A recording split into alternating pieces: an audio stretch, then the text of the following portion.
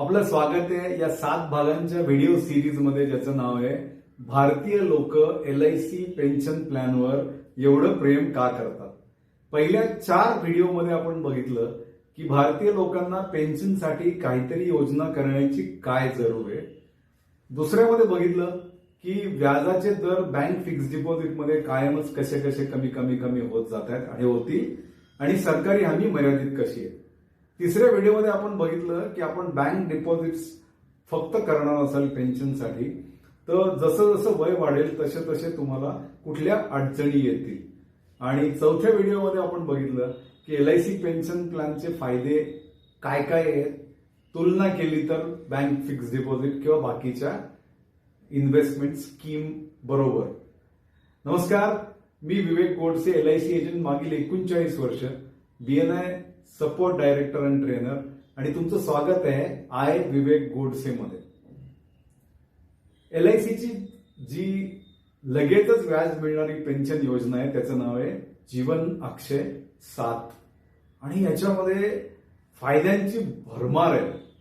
सर्वप्रथम सर्वात मोठा फायदा आहे, याला आपण म्हणतो कॅपिटल गॅरंटी, मुद्दल संरक्षण. बँक फिक्स डिपॉझिटमध्ये तुम्ही इन्व्हेस्टमेंट केली तर फक्त 5 लाख रुपयापर्यंत प्रत्येक व्यक्तीला प्रत्येक पॅन नंबरसाठी सरकारी हमी आहे. LIC जीवन अक्षय 7 मध्ये मात्र तुम्ही कितीही रक्कम टाकली, करोडो रुपये इन्व्हेस्टमेंट केली तरी ती सगळी रक्कम सरकारी हमी आहे त्या सगळ्या रकमेला. तेव्हा किती रक्कम टाका, सरकारने हमी ठेवली आहे, शांत झोपू शकतात. दुसरा फायदा हा आहे की आम्ही जो तुम्हाला व्याज दर आज सांगू, आज द्यायला लागू, तो आयुष्यभर एकच राहील, 1 रुपये पण त्यात कमी नाही म्हणून.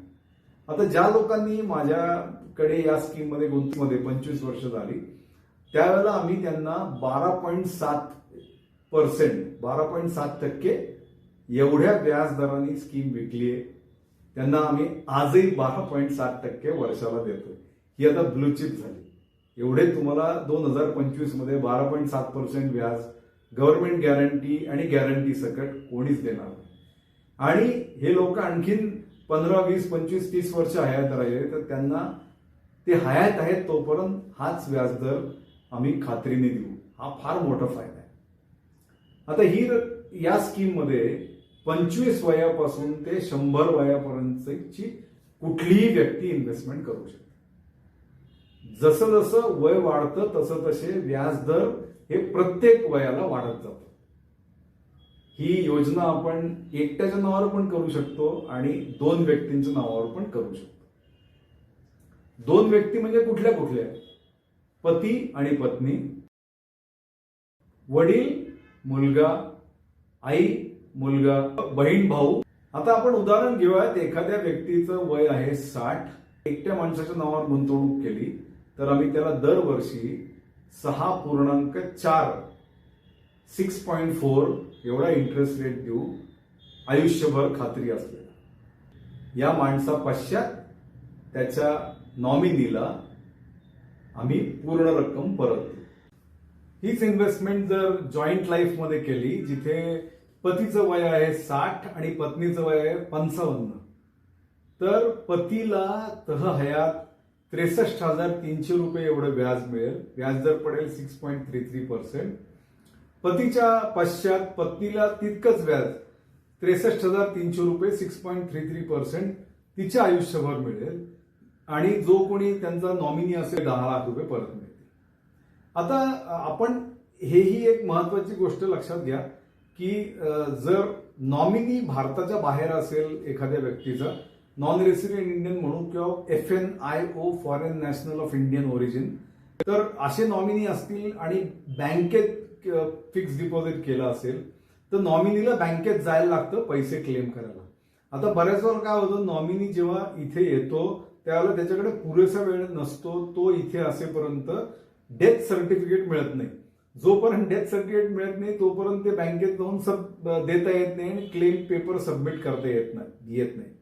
तर त्यामुळे ते पैसे तसेच पडून असतात जेव्हापर्यंत नॉमिनी परत भारतात येत नाही, किंवा त्याला नॉमिनीला पुन्हा लगेचच भारतात परत यायला लागेल पैसे क्लेम करायला, जे बऱ्याच वेळा शक्य होत नाही. LIC पेन्शन प्लॅनचा फायदा हा आहे की नॉमिनी भारतात असताना सगळे डॉक्युमेंट जे आहेत ते सह्या करून एजंट जो LIC एजंट त्यांच्याकडे डॉक्युमेंट देऊ शकतो. तो डेथ सर्टिफिकेट नंतर जेव्हा कधी मिळेल तेव्हा त्यातले इथले स्थानिक जे त्यांचे नातेवाईक असतात ते डेथ सर्टिफिकेट एजंटकडे देऊ शकतात आणि एजंट नंतर LIC मध्ये ते डॉक्युमेंट सबमिट करू शकतो. म्हणजे कुठल्याही प्रकारे क्लेम मिळायला उशीर होत नाही. तर मी अशा बऱ्याच लोकांना भेटतो की ज्यांना सध्या कोणीही नॉमिनी किंवा उत्तराधिकारी नाहीये. म्हणजे एखाद्या व्यक्तीने कधी लग्नच केलं नाही, पण लग्न केलं होतं पण दुर्दैवाने त्यांचे पती किंवा पत्नी आता हयात नाहीये, किंवा पती पत्नी फक्त आहेत दोघं, त्यांच्या कुटुंबात मुलं कोणी नाहीयेत किंवा मुलं आहेत पण ती परदेशात आहेत, ती परदेशात स्थायिक झाली आहेत. आता परदेशात स्थायिक झालेल्या मुलाला रुपयामध्ये मिळालेल्या पैशाचं फारसं अट्रॅक्शन नसतं. आता समजा माझे कोणी नातेवाईक अमेरिकेत असतील, त्यांना मी $1 लाख रुपये पाठवले, माफ करा, तर ते $1,000 मिळाल्यासारखे झाले. त्यांना काही त्याच्यात विशेष वाटत नाही. त्यामुळे असे हे सगळे लोक आहेत ज्यांना नॉमिनीनं पैसे न ठेवता त्यांच्या आयुष्यात जास्तीत जास्त व्याज मिळाला तर हवंय. तर LICच्या जीवन अक्षय प्लॅनमध्ये असे आठ पर्याय आहेत ज्याच्यामध्ये नॉमिनीला पैसे नाही देतो आम्ही, त्या माणसाच्या आयुष्यामध्येच जास्तीत जास्त पैसे परत देतो. तेव्हा याच विषयावरचा आमचा पुढचा व्हिडिओ बघायला विसरू नका, जरूर बघा. धन्यवाद.